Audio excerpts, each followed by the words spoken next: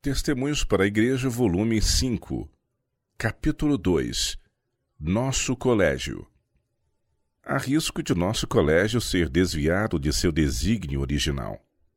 O propósito de Deus foi dado a conhecer que o nosso povo tenha a oportunidade de estudar as ciências, aprendendo ao mesmo tempo os reclamos de sua palavra.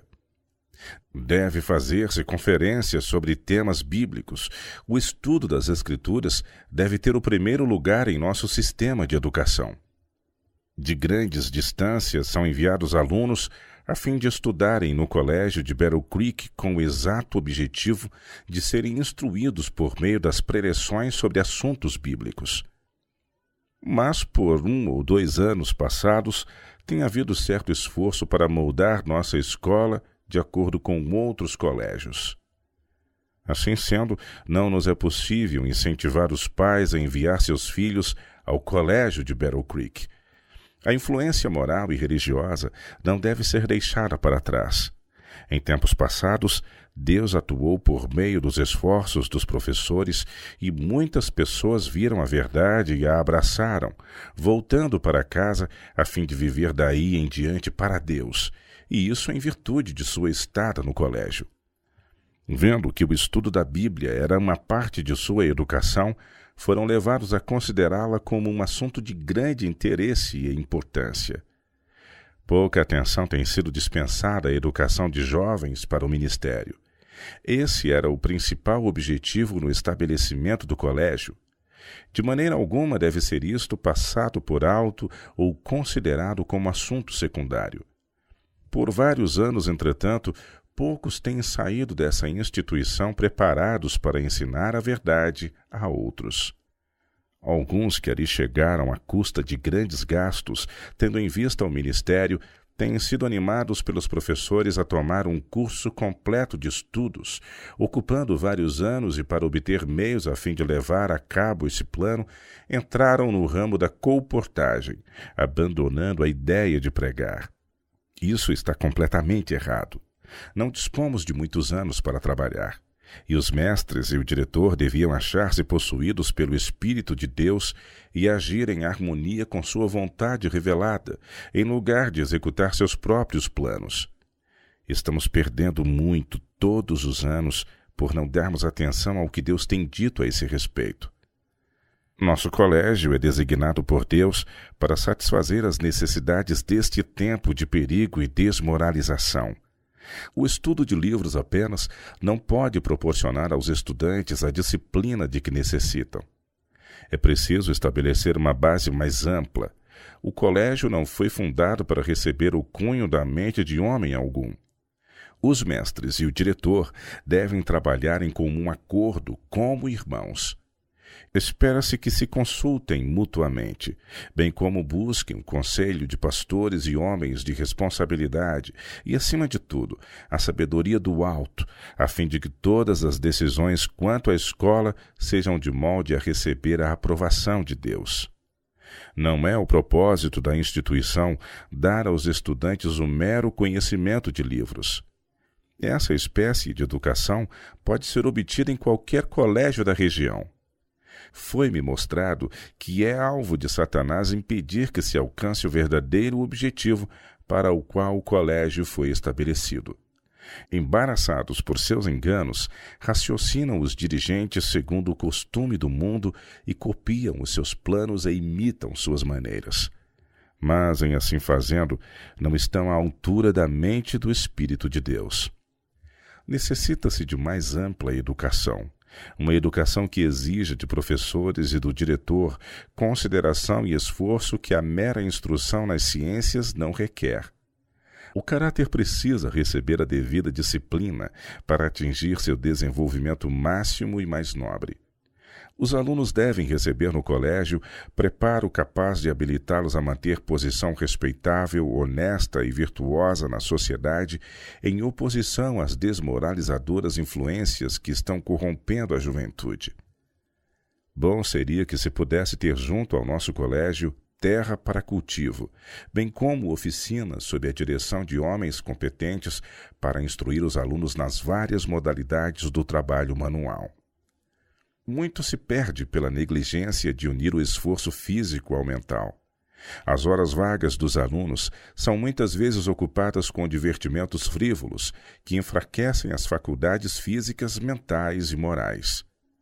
Sob a aviltante força da condescendência com o sensual ou a precoce preocupação com o namoro e casamento, muitos alunos deixam de atingir o nível de desenvolvimento mental que de outro modo alcançariam.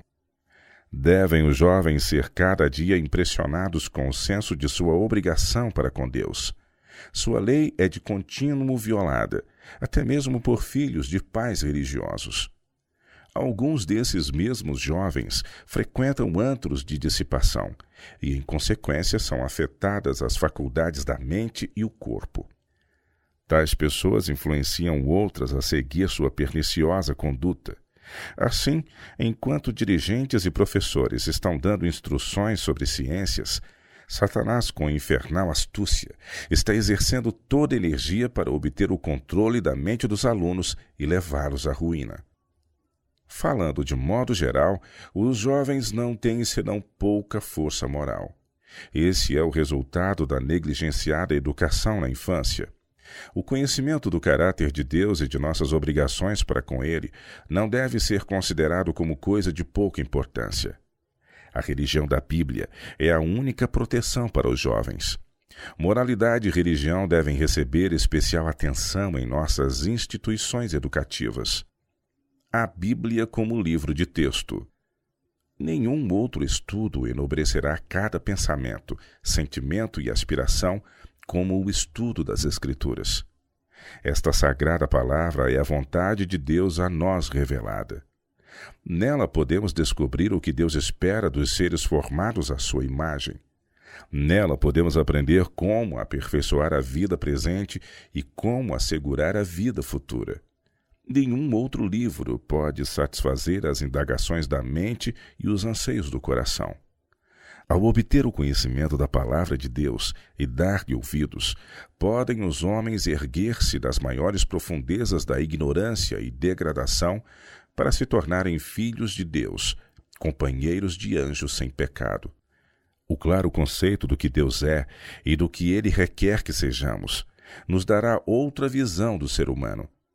Aquele que estuda corretamente a palavra sagrada aprenderá que o intelecto humano não é onipotente, que sem o auxílio que ninguém senão Deus pode dar, a força e a sabedoria humanas não passam de fraqueza e ignorância. Como poderoso meio de educação, a Bíblia não tem rival. Coisa alguma comunicará tanto vigor a todas as faculdades como quererem os estudantes compreender as maravilhosas verdades da revelação. A mente se adapta de maneira gradual aos assuntos sobre os quais se lhe permite demorar. Se só se ocupa com assuntos comuns, com exclusão de temas grandes e altíssimos, tornar-se-á mesquinha e enfraquecida. Se nunca for solicitada a lidar com problemas difíceis ou obrigada a compreender verdades importantes, depois de algum tempo, ela quase perderá o poder de crescimento. A Bíblia é a mais vasta e mais instrutiva história que os homens possuem. Ela veio pura da fonte da verdade eterna, e uma divina mão preservou sua pureza através dos séculos. Seus brilhantes raios penetram o mais distante passado, onde a pesquisa humana tenta em vão chegar. Só na palavra de Deus encontramos um relato autêntico da criação. Nela contemplamos o poder que lançou os fundamentos da terra e estendeu os céus. Somente aí podemos encontrar a história de nossa raça, não contaminada pelo preconceito ou o orgulho humano. Na palavra de Deus, a mente encontra assunto para a mais profunda reflexão, a mais sublime aspiração. Por meio dela podemos manter comunhão com patriarcas e profetas e ouvir a voz do Eterno falando com as pessoas. Ali contemplamos a majestade do céu a humilhar-se para se tornar nosso substituto e penhor, para sozinho enfrentar os poderes das trevas e alcançar a vitória em nosso favor. Uma reverente contemplação de temas como esses não podem deixar de sublimar, purificar e enobrecer o coração, e ao mesmo tempo inspirar a mente com renovada força e vigor. Se a moralidade e a religião devem existir em uma escola, isso tem de ser estabelecido por meio do conhecimento da palavra de Deus. Talvez alguns argumentem que se o ensino religioso for tornado preeminente, nossa escola ficará impopular, que os que não pertencem à nossa fé não apoiarão o colégio. Muito bem. Nesse caso, vão eles para outros lugares, onde encontrem um sistema de educação conforme desejam. Nossa escola foi estabelecida não meramente para ensinar as ciências, mas com o objetivo de ministrar instrução nos grandes princípios da palavra de Deus e nos práticos deveres da vida diária. Essa é a educação de que tanto se necessita nos tempos atuais. Se uma influência mundana tiver que dominar nossa escola, seja ela então vendida aos mundanos e assumam eles o total controle. E os que investiram seus recursos nessa instituição estabelecerão outra escola para ser dirigida não de acordo com o plano das escolas populares, nem segundo a vontade de diretores e mestres, mas de acordo com o plano especificado por Deus. Em nome de meu mestre, rogo a todos quantos se acham em posição de responsabilidade naquela escola que sejam homens de Deus. Quando o Senhor nos exige ser distintos e peculiares, como podemos nós cobiçar popularidade ou buscar imitar os costumes e práticas do mundo? Deus declarou ser desígnio seu possuir na região um colégio em que a Bíblia tenha seu devido lugar na educação da juventude. Faremos nossa parte por cumprir esse desígnio. Pode parecer que os ensinos da palavra de Deus não tenham senão pouco efeito sobre a mente e o coração de muitos estudantes, mas se a tarefa do professor tiver sido desempenhada em Deus, algumas lições da verdade divina subsistirão na memória até do mais descuidado.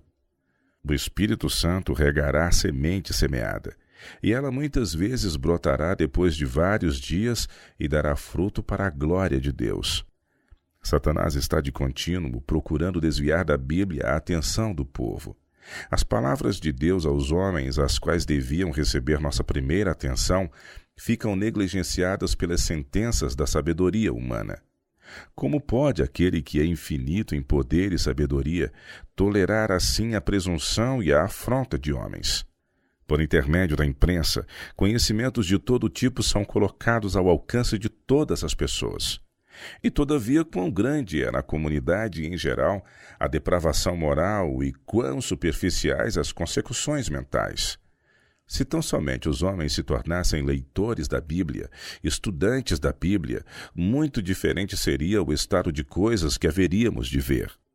Em uma época como a nossa, cheia de iniquidade em que o caráter de Deus e sua lei são igualmente olhados com desdém, especial deve ser o cuidado tomado em ensinar a juventude a estudar, reverenciar e obedecer à vontade divina revelada. O temor do Senhor está se extinguindo do espírito de nossos jovens, devido à sua negligência de estudar a Bíblia.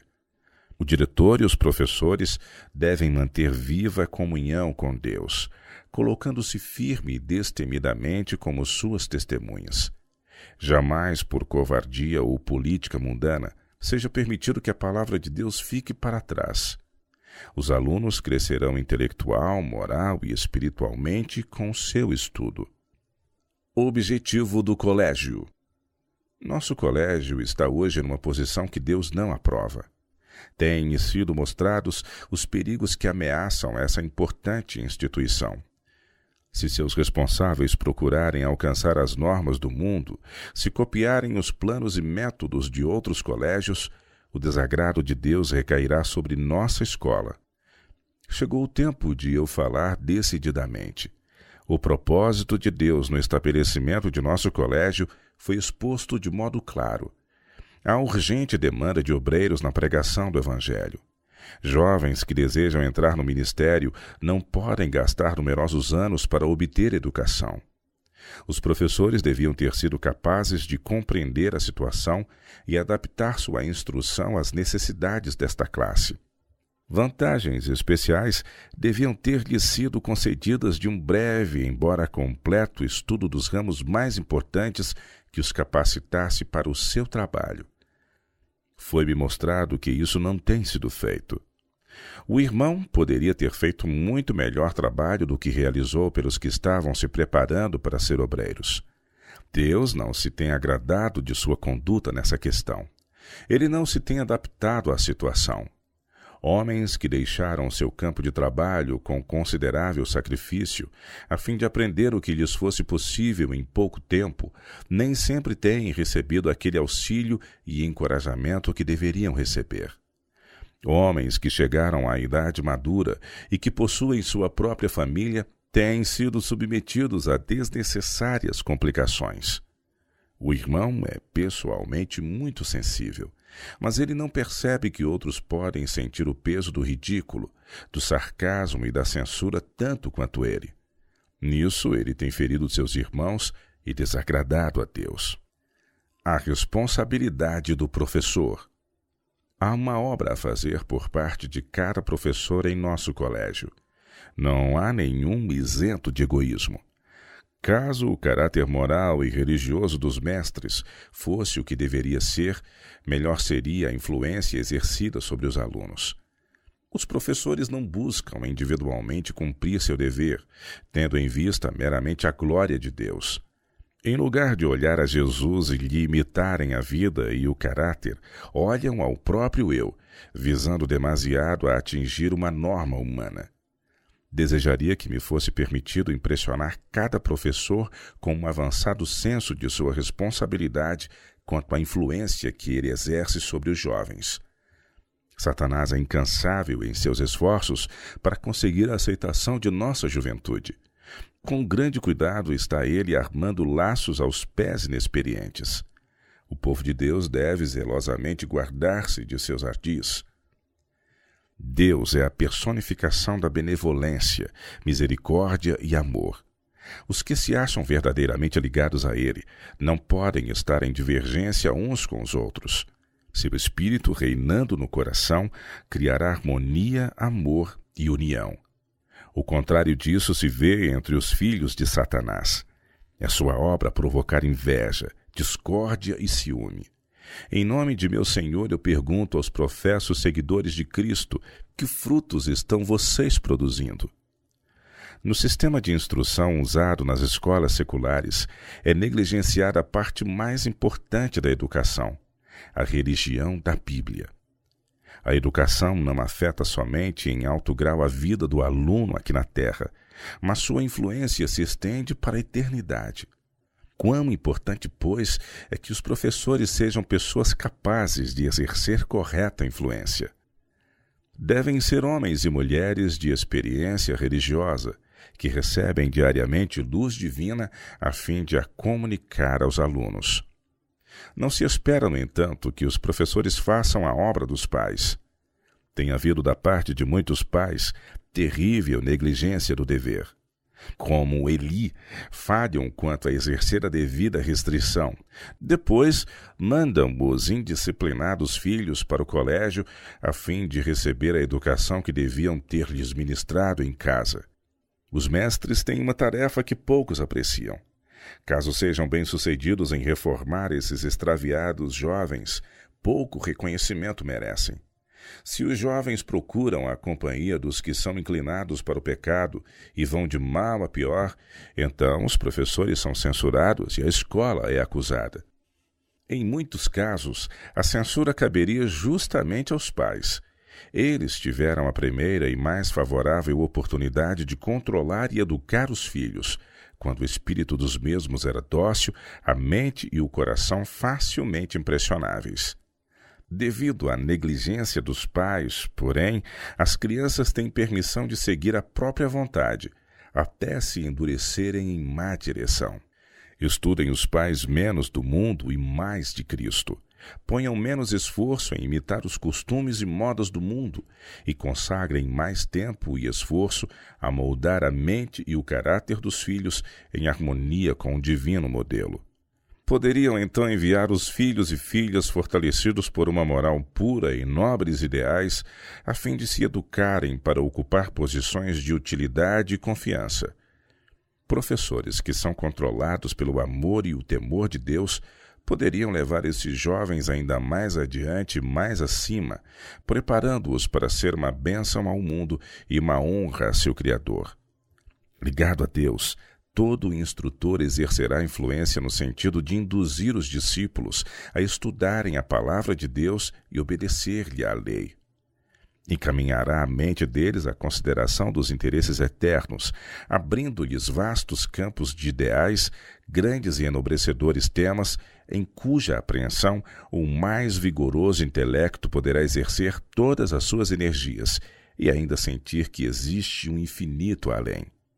Os males da estima própria e de uma não santificada independência, que tanto prejudicam nossa utilidade e que acabarão se demonstrando nossa ruína, se não forem vencidos, provêm do egoísmo.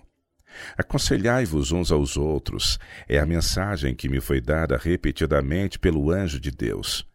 Influindo no julgamento de um homem, Satanás pode empenhar-se em controlar os assuntos de acordo com seus planos. Pode ter êxito em desviar a mente de duas pessoas, mas quando vários trocam ideias juntos, há mais segurança. Cada plano será estudado mais rigorosamente e cada movimento rumo ao progresso será considerado mais completamente. Então haverá menos perigo de precipitação de planos desavisados que trariam confusão, perplexidade e derrota. Na união há força, na divisão há fraqueza e derrota. Deus está conduzindo um povo e preparando-o para a trasladação. Estamos nós que desempenhamos uma parte nesta obra, portando-nos como sentinelas de Deus, estamos buscando agir unidos, estamos dispostos a tornar-nos servos de todos, estamos seguindo nosso grande exemplo. Coobreiros, estamos todos lançando sementes no campo da vida. Conforme a semente, será a colheita. Se semearmos desconfiança, inveja, ciúmes, amor próprio, pensamentos e sentimentos amargos, haveremos de ceifar amargura. Se manifestarmos bondade, amor, terna consideração para com os sentimentos de outros, o mesmo haveremos de colher.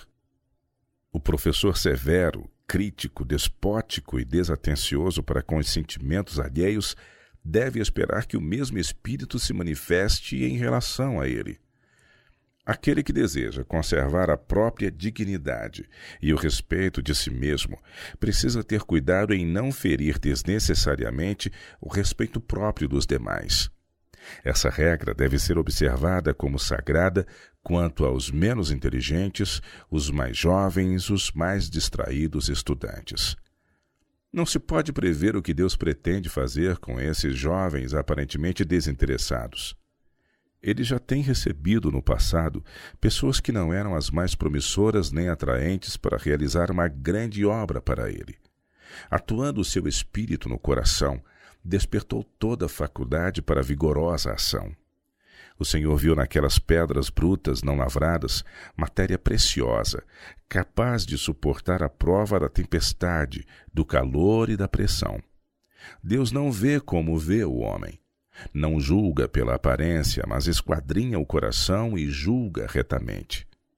O professor deve sempre conduzir-se como um cristão gentil. Deve manifestar em relação a seus alunos uma atitude de amigo e conselheiro. Se todo o nosso povo, professores, pastores e membros em geral, cultivasse o espírito da cortesia cristã, encontraria muito mais facilmente acesso ao coração do povo. Muitos mais seriam levados a examinar e receber a verdade.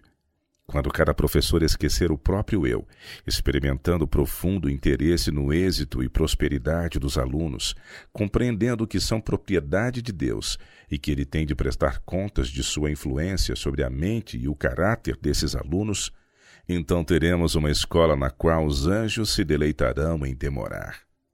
Jesus contemplará e aprovará a obra dos professores e derramará sua graça no coração dos estudantes. Nosso colégio em Battle Creek é um lugar onde os membros mais jovens da família do Senhor devem ser preparados segundo o plano divino de crescimento e desenvolvimento. Devem ser impressionados com a ideia de que são criados à imagem de Deus e que Cristo é o modelo ao qual devem seguir. Nossos irmãos têm permitido que sua mente se fixe em parâmetros demasiado estreitos e baixos.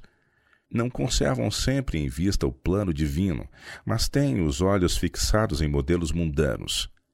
Deveriam olhar para cima, onde Cristo está sentado à direita de Deus, e então trabalhar para que seus alunos sejam postos em conformidade com esse caráter perfeito. Caso abaixem a norma a fim de conseguir popularidade e aumento de números, fazendo desse acréscimo objeto de regozijo, estarão demonstrando grande cegueira. Fossem os números indício de êxito, Satanás poderia reclamar a soberania, pois neste mundo os que o seguem constituem a grande maioria. É o grau de força moral de que o colégio se acha possuído a prova de sua prosperidade. A virtude, a inteligência e a piedade do povo que compõe nossa igreja, não seu número, deveriam ser causa de alegria e gratidão. Sem a influência da graça divina, a educação não se demonstrará nenhum bem real. O aprendiz se tornará orgulhoso, vão, fanático. A educação recebida sob a enobrecedora e purificadora influência do grande mestre, porém, elevará o homem na escala do valor moral para com Deus. Ela o habilitará a subjugar o orgulho e a paixão, e a andar humildemente diante de Deus, como quem dele depende quanto a toda a aptidão, toda a oportunidade e todo o privilégio. Dirijo-me aos obreiros de nosso colégio. Vocês não devem apenas professar ser cristãos, mas exemplificar o caráter de Cristo. Que a sabedoria do alto permeie todo o seu ensino. Em um mundo de trevas morais e corrupção, patenteiem que o espírito que os impulsiona à ação vem do alto, não de baixo. Enquanto se apoiarem inteiramente na própria força e sabedoria, os melhores esforços que fizerem pouco realizarão. Se forem impulsionados pelo amor para com Deus, tendo como fundamento a sua lei, farão obra mais permanente. Ao passo que a palha, a madeira e o mato serão consumidos, sua obra resistirá à prova. Vocês irão encontrar outra vez os jovens postos sob o seu cuidado em torno do grande trono branco. Se permitirem que suas maneiras incultas ou descontrolado temperamento dominem a situação, deixando assim de influenciar esses jovens para seu eterno bem, vocês deverão naquele dia enfrentar as consequências de sua obra. Pelo conhecimento da lei divina e obediência aos seus preceitos, podem os homens tornar-se filhos de Deus. Pela violação dessa mesma lei, fazem-se servos de Satanás. Por um lado, podem eles erguer-se a qualquer atitude na excelência moral, podem, por outro lado, descer a qualquer profundidade na degradação e iniquidade. Os obreiros de nosso colégio devem manifestar zelo e diligência proporcionais ao valor da recompensa em jogo, a salvação de seus alunos, a aprovação de Deus, vida eterna e as alegrias dos remidos. Como colaboradores de Cristo, tendo oportunidades tão favoráveis de comunicar o conhecimento de Deus, nossos professores devem trabalhar como inspirados do alto. O coração dos jovens não está endurecido, nem suas ideias e opiniões estereotipadas, como acontece com os mais idosos. Poderão ser conquistados para Cristo através de uma santa conduta, devoção e proceder semelhante a Cristo. Seria muito melhor sobrecarregá-los menos de estudos em outras matérias e dar-lhes mais tempo para as atividades religiosas. Tem-se cometido um grande erro nessa questão. Foi perdido de vista o objetivo de Deus em trazer à existência o colégio. Pastores têm mostrado sua carência de sabedoria do alto a ponto de unir um elemento mundano com o colégio. Uniram-se com os inimigos de Deus e da verdade para prover entretenimento aos estudantes. Ao encaminhar dessa forma, os jovens fazem uma obra para Satanás. Essa obra, como todos os seus resultados, eles terão de enfrentar de novo diante do tribunal de Deus. Os que seguem tal conduta mostram que não são dignos de confiança. Depois da má obra que têm feito, eles podem confessar o seu erro, mas será que conseguirão com a mesma facilidade reverter a influência que exerceram? Será proferido bem-estar em relação aos que têm feito mau uso do que se lhes confiou? Esses homens infiéis não têm construído sobre a rocha eterna. Logo ficará claro que o seu fundamento é areia movediça. Não sabeis vós que a amizade do mundo é inimizade contra Deus? Qualquer, pois, que se faz amigo do mundo, constitui-se em inimigo de Deus. Tiago, capítulo 4, verso 4. Não é possível limitar a nossa influência. Um ato impensado pode resultar na ruína de muitas pessoas. O procedimento de cada obreiro em nosso colégio está causando impressões no espírito dos jovens, impressões que são levadas para fora para se reproduzirem em outros. Deve ficar claro que o objetivo do professor é preparar cada jovem sob seu cuidado para se tornar uma bênção ao mundo. Esse objetivo não deveria jamais ser perdido de vista. Alguns professam estar trabalhando para Cristo, mas como que acidentalmente passam para o lado de Satanás e colaboram com ele. Poderá o Salvador declarar tais obreiros como bons e fiéis servos? Estão eles como atalaias, dando à trombeta o sonido certo? Cada um receberá no juízo segundo as obras praticadas nesta vida, sejam boas, sejam más. Recomenda-nos o Salvador. Vigiai e orai para que não entreis em tentação. Marcos capítulo 14, verso 38. Se encontramos dificuldades e no poder de Cristo as vencemos, se nos defrontamos com inimigos e no poder de Cristo os colocamos em fuga, se aceitamos responsabilidades e na força de Cristo delas nos desempenhamos fielmente, então estamos adquirindo preciosa experiência. Aprendemos como não poderíamos fazer de outro modo, que nosso Salvador é socorro bem presente em todo tempo de necessidade. Em nosso colégio há grande obra a ser feita, a qual exige a cooperação de todo professor, e desagrada a Deus que uns desanimem os outros. Mas quase todos parecem esquecer que Satanás é acusador dos irmãos e se unem com o inimigo nessa obra. Enquanto professos cristãos contendem, Satanás está preparando suas armadilhas para os pés inexperientes das crianças e dos jovens. Quem possui mais experiência religiosa tem o dever de proteger os jovens contra os seus ardis. Jamais deverão esquecer que eles próprios ficaram uma vez fascinados com os prazeres do pecado.